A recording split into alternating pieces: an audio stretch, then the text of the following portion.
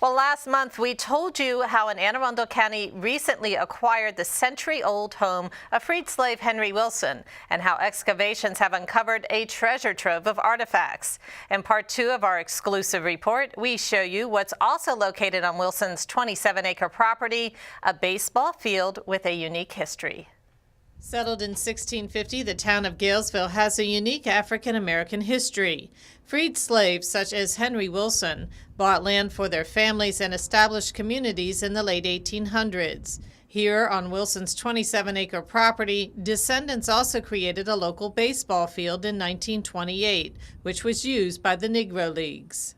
So the baseball field was the home of the Hot Sox Negro League baseball team.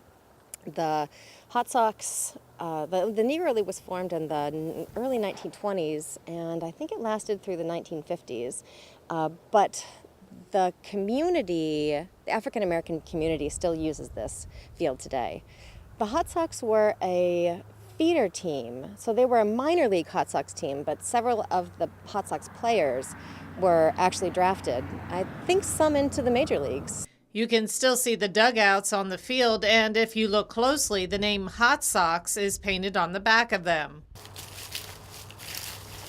Take a walk through the nearby woods, and you're bound to come across some old baseballs that went astray. Since local teams still use the field today, more research needs to be done to determine if the old baseballs were actually from Hot Sox games or more recent baseball history. Dwayne Sims is the founder and CEO of the Negro League Legends Hall of Fame. He was excited when we told him about the Galesville team and its legacy. When we talk about the nation's capital, about Negro League and the Colored League, that in Prince George's County, Anne Arundel County, Charles County, St. Mary's County, they have been playing baseball all along.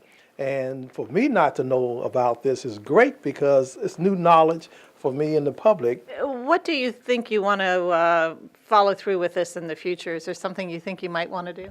I definitely want to go down there and see the field. I would like to talk to the descendants, which is so important because they can tell you the stories that were not recorded by media. That's what's so nice about technology now, that we hear about things. It could be a small town, and all of a sudden it's big news. Well, historians say most of the team was made up of young men who worked at a nearby oyster supplier.